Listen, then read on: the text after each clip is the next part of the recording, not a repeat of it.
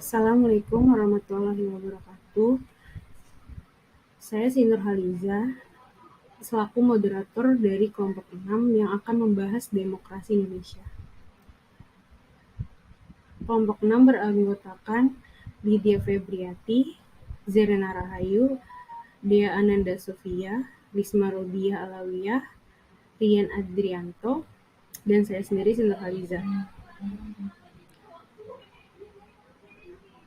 Untuk yang pertama, akan membahas tentang konsep dan urgensi demokrasi yang bersumber dari Pancasila yang akan dijelaskan oleh Saudari Rian. Saudari Rian, dipersilakan. Terima kasih Liza. Saya Rian akan membacakan konsep dan urgensi demokrasi yang bersumber dari Pancasila. Demokrasi didefinisikan secara etimologis berasal dari bahasa Yunani kuno, yakni demos dan kratein, yang berarti kekuasaan rakyat. USIS 1995 menyimpulkan demokrasi sebagai sistem yang memiliki 11 pilar atau sokoguru, yakni 1. Kedaulatan rakyat, 2. Pemerintahan berdasarkan persetujuan yang diperintah, 3. Kekuasaan mayoritas, hak-hak minoritas, 4. Jaminan hak-hak asasi manusia, 5. Pemeliharaan yang bebas dan jujur, 6. Persamaan di depan hukum, 7. Proses hukum yang wajar, 8. Pembatasan pemerintahan secara konstitusional, 9. Pluralisme sosial, 10. Ekonomi dan politik, 11. Nilai-nilai toleransi, pragmatisme, kerjasama, dan mufakat. Sementara Sanusi 2006 mengidentifikasi 10 pilar demokrasi konstitusional menurut UUD 1945, yakni 1. Demokrasi yang berketuhanan yang Maha Esa, 2. Demokrasi dengan kecerdasan, 3. Demokrasi yang berkedaulatan rakyat, 4. Demokrasi dengan rule of law, 5. Demokrasi dengan pembagian kekuasaan negara, 6. Demokrasi dengan hak asasi manusia, 7. Demokrasi dengan pengadilan yang merdeka, 8. Demokrasi dengan otonomi daerah, 9. Demokrasi dengan kemakmuran, 10. Demokrasi yang berkeadilan sosial. Selanjutnya akan diterangkan oleh Lydia. Terima kasih. Budi Raharjo 2008 dalam buku-buku dasar ilmu politik menyatakan bahwa demokrasi yang dianut di Indonesia adalah demokrasi yang berdasarkan Pancasila, yang masih terus berkembang dan sifat serta ciri-cirinya terdapat berbagai tafsiran dan pandangan. Walaupun demikian, tak dapat disangkal bahwa nilai-nilai pokok dari demokrasi konstitusional telah cukup tersirat dalam Undang-Undang Dasar NKRI 1945. Sebelum muncul istilah demokrasi Pancasila, Dr. Andreas Muhammad Hatta yang dikenal sebagai Bapak Demokrasi Indonesia menyatakan bahwa Indonesia telah mengenal tradisi demokrasi jauh sebelum Indonesia merdeka. Ini dikenal sebagai demokrasi desa, dengan 3 ciri sebagai berikut. Yang pertama, ciri rapat, kedua, ciri pasca protes, ketiga, ciri-ciri tolong-menolong. 3 unsur demokrasi desa tersebut merupakan dasar pengembangan arah demokrasi yang lebih modern. Selanjutnya dibacakan oleh Dea Ananda. Oke, perlunya demokrasi yang bersumber dari Pancasila. Hingga sekarang ini kita masih menyaksikan sejumlah persoalan tentang kelemahan praktik demonstrasi kita. Demokrasi saat ini membuang kedaulatan rakyat. Terjadinya krisis partisipasi politik rakyat disebabkan karena tidak adanya peluang untuk berpartisipasi atau karena terbatasnya kemampuan untuk berpartisipasi dalam politik. Secara lebih spesifik, penyebab rendahnya partisipasi politik tersebut adalah yang pertama, ada pendidikan yang rendah yang menyebabkan rakyat yang kurang aktif dalam melaksanakan partisipasi politik. Yang kedua, tingkat ekonomi yang rendah, dan yang ketiga ada partisipasi politik rakyat.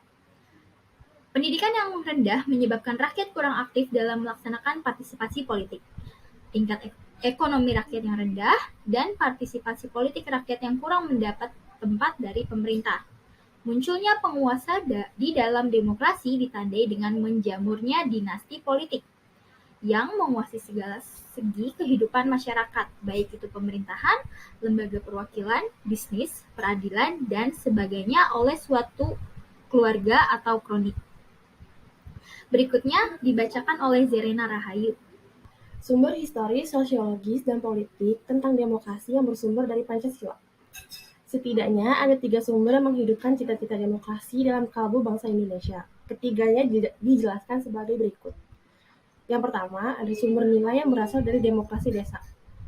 Adanya anasir demokrasi dalam tradisi desa akan meminjam 2 analisis sebagai berikut. Pertama, paham kedaulatan rakyat sebenarnya telah tumbuh sejak lama di Nusantara. Diambil contoh dalam hal ini adalah kerajaan pada Minangkabau. Alur dan patut menjadi pemutus terakhir sehingga keputusan seorang raja akan ditolak apabila bertentangan dengan akal sehat dan prinsip-prinsip keadilan.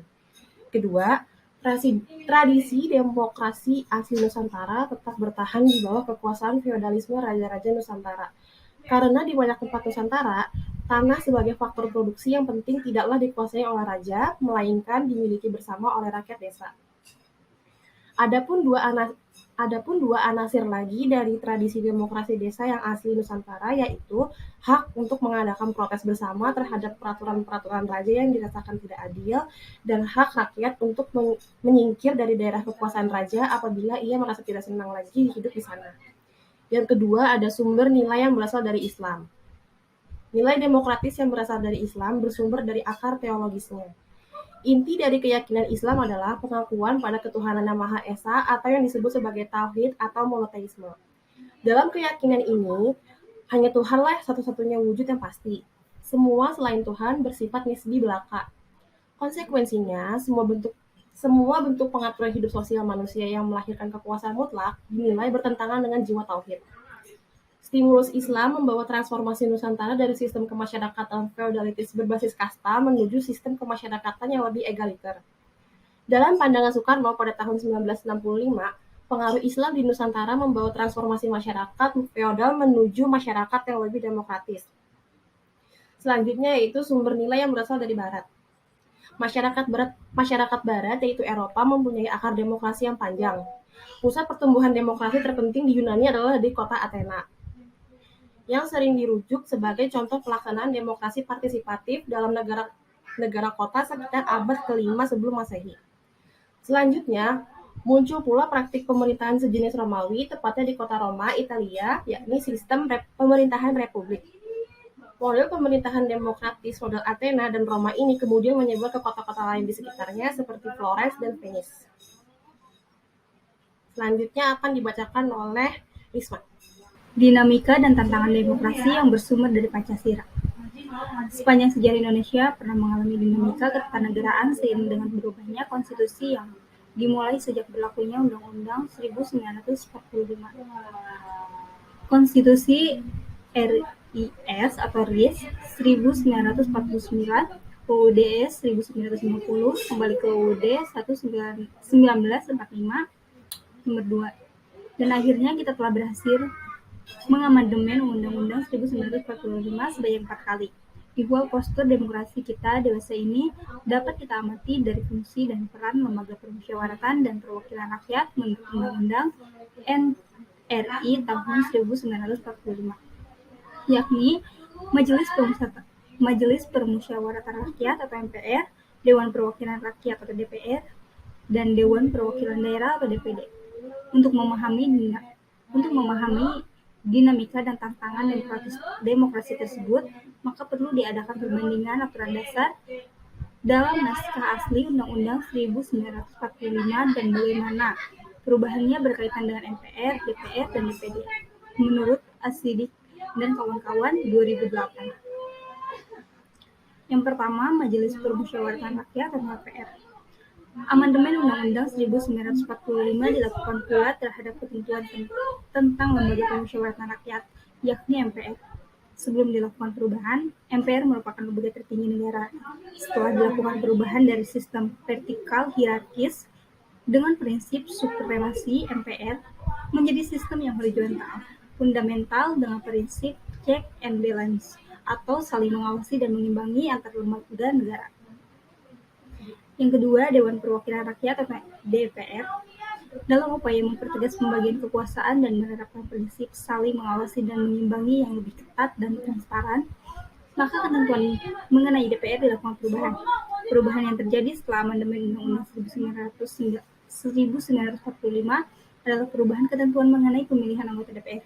Dua ketentuan lainnya, yakni susunan dan masa sidang DPP, tetap tidak berubah. Selanjutnya yang ketiga, Dewan Perwakilan Daerah atau DPD.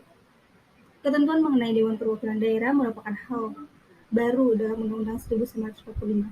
Ketentuan ini diatur dalam bab tersendiri dan terdiri atas dua pasal, yaitu pasal 22C dengan 4 ayat dan pasal 22D dengan 4 ayat. Sistem perwakilan di Indonesia merupakan sistem yang khas. Dikatakan khas sebab di samping DPR sebagai lembaga perwakilan berdasarkan aspirasi rakyat, juga ada DPD sebagai lembaga penampung aspirasi daerah. Sekian dari saya. Selanjutnya akan dibacakan oleh Lija. Yang terakhir ada demokrasi yang bersumber dari Pancasila. Demokrasi memiliki sifat universal, artinya diakui oleh seluruh bangsa yang beradab di seluruh dunia. Selain itu, demokrasi juga memiliki sifat yang khas sesuai dengan budaya bangsa Indonesia yang berdasarkan Pancasila. Mengapa kehidupan yang demokratis itu penting? Karena hakikatnya sebuah negara dapat disebut sebagai negara yang demokratis apabila di dalam pemerintahan tersebut rakyat memiliki kesempatan untuk berpartisipasi dalam pembuatan keputusan, memiliki persamaan di muka hukum, dan memperoleh pendapatan yang layak karena menjadi distribusi pendapatan yang adil. Yang terakhir itu, bagaimana penerapan demokrasi dalam pemilihan pemimpin politik dan pejabat negara. Penerapannya bisa dilihat dari sikap terbaiknya jika dalam memperoleh kepercayaan adalah mensyukurinya, sebab selain tidak banyak orang yang memperoleh kepercayaan seperti itu, juga pada hakikatnya merupakan nikmat dari Tuhan. Salah satu cara bersyukur adalah selalu ingat akan tugas kepemimpinan yang diembannya, yaitu memimpin umat mencapai tujuan dengan ridho Allah. Apabila ia beriman dan bertakwa, maka tugas-tugas kepemimpinannya itu akan disyukuri sebagai amanah dan sebagai kewajiban mulia agar mampu dilaksanakan dengan baik. Cukup sekian penjelasan tentang demokrasi Indonesia dari kelompok 6. Kalau ada salah kata, mohon dimaafkan. Wassalamualaikum warahmatullahi wabarakatuh.